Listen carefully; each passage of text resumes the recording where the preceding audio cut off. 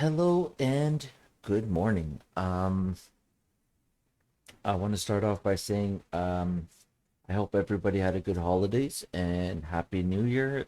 This is our first episode of 2022, and it's been a rough couple of weeks, to be honest with you. I mean, the Leafs had a bunch of games postponed. The NHL had games postponed all over the place.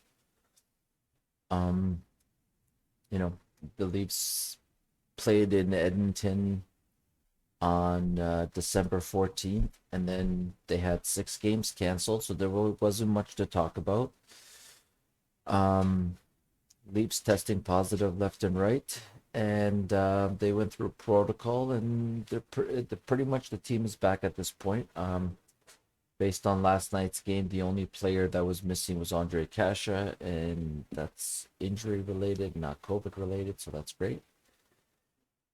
But yeah, um, we finally have some games to talk about, which is great.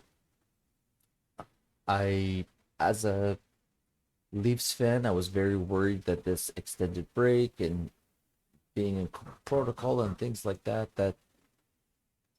was going to mess with the Leafs season. They've been playing so well, and everything is just rolling along, and players are looking good. Kerfoot's having a great season. Blah blah blah blah. It's just so scared about the Leafs kind of getting screwed with no fans in the stadium and COVID and not playing for 10 days or so. But it looks like I'm just worrying for no reason because the Leafs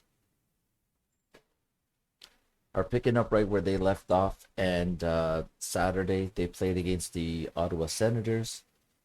And my dog is going crazy on the floor.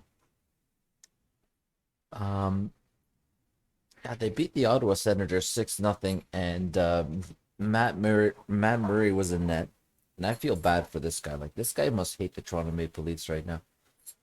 They keep lighting him up, and he just got called back up from the AHL, and things did not look good for Matt Murray. But you know, the one good thing is coming off this break, Ilya Mikheyev looks like he's got, not that he wasn't fast to begin with, but now it's just this guy had two rockets strapped to his skates. Now he has four rockets strapped to his skates. He's flying and he's shooting, and four shots on net in the first period. And you know, I knew I knew deep down, I knew that this guy had this in him. I like the way he plays hockey in general. He's very sound fundamentally. The way he plays defense, back checks, the effort is always there. You can't really complain about, this is missing or that's missing. Uh, you know, when the puck starts going in the net, it's it's a crazy thing. Like once it starts going in the net, look at TJ Brody. All of a sudden, he's scoring a bunch of goals, and then all of a sudden, it's falling for Ilya Mikheyev as well, which is great. And I liked Ilya Mikheyev so much that I went out and bought like a whole bunch of his rookie cards. Um, I even have a signed puck up there, much like these ones. I have signed pucks. But yeah, I just there's something about this guy that I really like. I don't know if it's personality, just the way he plays the game, but he's got incredible speed. And we saw last year when he had that one loose puck race with McDavid when they dashed up the ice. Ilya Mikheyev beat Connor McDavid to the puck, and both had the afterburners on. Incredible skaters, both of them. So there's a lot to like about Ilya Mikheyev, and now that he's getting power play time, and the two goals that he scored in Ottawa were really nice goals, and then the game-winning goal he scores against the Edmonton Oilers was a really nice shot as well. I mean, he got it. He didn't hesitate. He just let it rip, and top corner is the place to put it. There's a lot to like about what's going on with Ilya Mikheyev and the defense in general. Um, I think they've been okay since the extended break that they had over Christmas, and TJ Brody is really stepping up right now. It's we've all come to expect great defense, but now that he's putting in the puck, with Morgan Riley scoring, you know, the defense, they haven't played much. They're a little bit rusty. They made a couple of mistakes against Edmonton, but overall, Jack Campbell has continued his stellar play, and you know when there's not much you can say about the Ottawa Senators. They are where they are. They're missing some players in that game. They were shorthanded for sure, but you expect teams like the Toronto Maple Leafs to beat teams like the Ottawa Senators, especially when they're shorthanded. You expect it to be lopsided. There's not much, even great goaltending couldn't have done much to change the outcome of that game. But then you look at the Edmonton Oilers, and they got this mountain of a man in net in Mike Smith. And Mike Smith is huge. The fact that this guy can't stop pucks boggles my mind. When you look at big goaltenders, you think of Mike Smith, Andrei Vasilevsky, two huge guys. And, like Koskinen isn't that small of a goaltender. He's pretty big in Edmonton too, but the fact that these guys can't stop pucks is beyond me. But I mean, but what did you expect in Edmonton? I mean, you got Tyson Barrie and Cody Ceci on the defense pair on the defense, and you know, not looking at the rest of the roster. If you just told me, this team has seven defensemen and two of them are Ceci and Barrie, I'd say just my gut feeling is that's a bad defensive team, and that's what the Edmonton Oilers are. And they remind me of the Leafs a little while ago when they refused to pay for good goaltending and to bring in solid defensive players. Like the Leafs were in this place at one point. Trying to go all offense, rush scoring. I mean, it's exciting and it's gonna win you games, but you're never gonna get anywhere with this type of team. And you know if I'm Daryl Cates in Edmonton, I take that entire management team and I wipe it out from Kevin Lowe to Bob Nicholson to Ken Holland even right now. Like these guys are such complete idiots. To think Zach Hyman was the missing link on this team when they're I think right now, hold on, let me get the numbers correct. Go to Cap Friendly.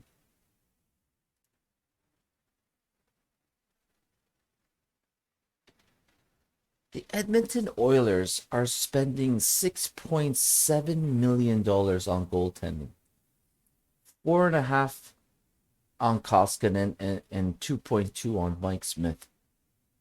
And this leadership, this management team thought Zach Hyman was the missing link. Listen, you signed Zach Hyman to $5.5 million. For $4.5 million, you could have gone out and got a good goaltender like Darcy Kemper or Frederick Anderson, and you would have saved $1 million. Zach Hyman isn't going to do anything for the Edmonton Oilers, just like this guy didn't do anything for the Toronto Maple Leafs. Yeah, he was a good player, and yes, he was a grinder, and yes, he played with heart and grit and all these things. That's fine.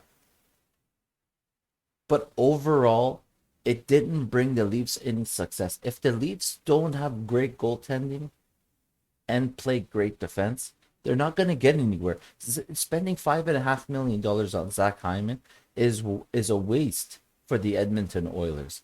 Go out and get a good goalie. Why are you spending $6.7 million on goaltending and none of these guys can stop the puck?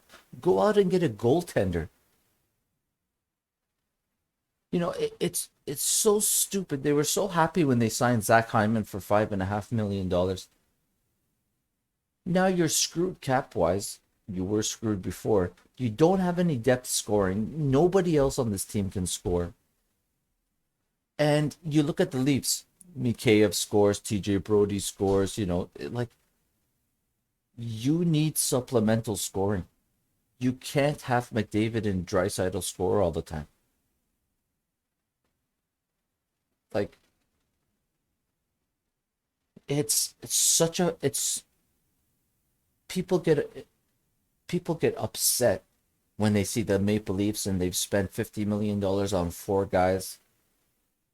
And trust me, that number is going to go way up. In 2 years, Austin Matthews and Nylander, their contracts are up. I'm pretty sure Austin Matthews is going to go from 11.6 to 12, and Nylander from 6.9 million. If he keeps scoring 30 goals like this, his pay is going to go up. So don't think that $50 million is going to go down. It's only going to go up with the cap. But the Leafs have supplemental scoring. They have Kerfoot who scores. They have, Kemp has scored a couple of goals this year. Kasha scoring, and so is Ingvall, and so is Spezza. And you need a team, not two guys followed by AHLers. Like all I hear is these random things about Oilers fans hyping up Yamamoto or Puljujärvi. These guys are not that good, and the Edmonton Oilers are spending a lot of money. Like, you have McDavid and Draisaitl at the top, and your third highest paid forward is Zach Hyman. You couldn't have gone out and got some scoring.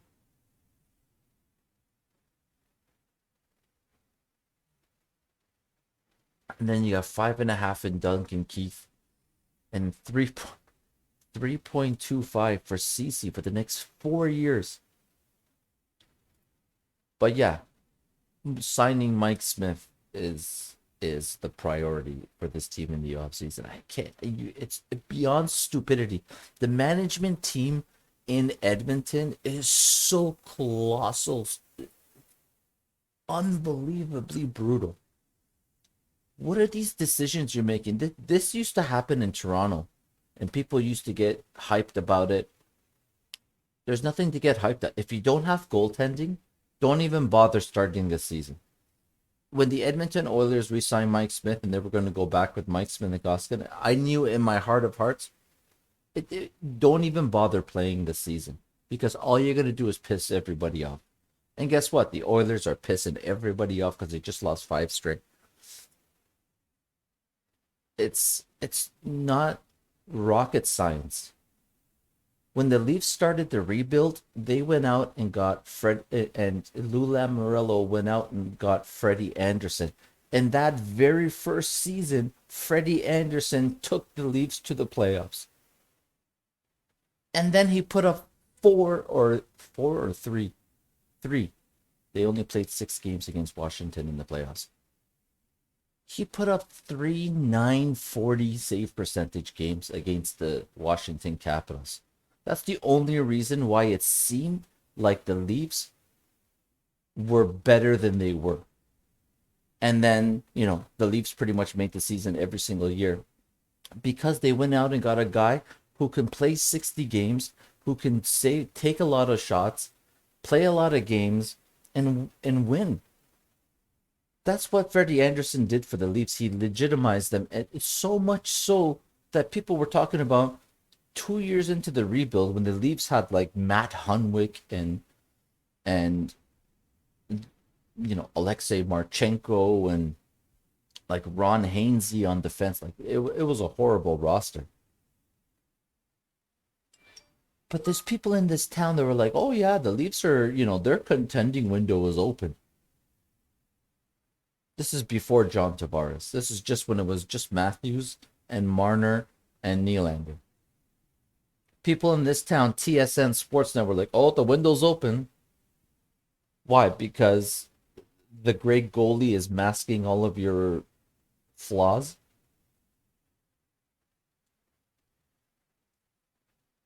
But now it's come full circle. The 5 year rebuild is complete. It finished last season. The management said after the 5 year rebuild, we're gonna have built a team that can, you know, contend perennially. Charlie, why are you jumping on me? Sorry, guys. My dog's going apeshit right now. Okay, okay, come up. Oh. All right, you sit here. So that's what it becomes. The Leafs management told us a 5 year rebuild was going to happen, and that pain is coming. But after the 5 years, we're going to build a team that can contend every single year to make the playoffs, to do something in the playoffs. So now this is the first year after the 5 year rebuild is done. Last year, the 5 years is done. They won their division, the Canadian division.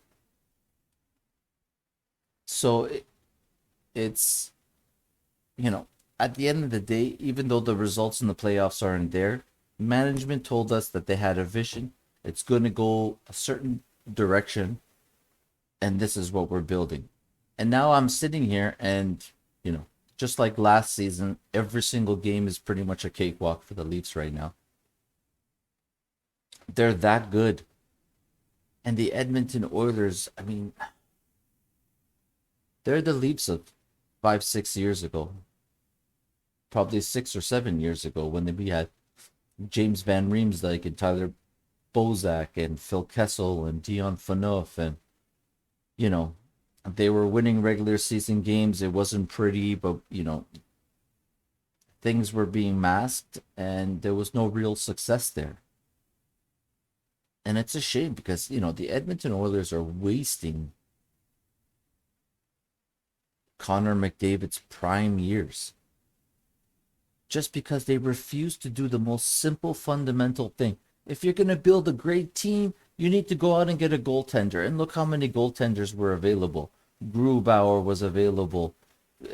Darcy Kemper was available. Freddie Anderson was available.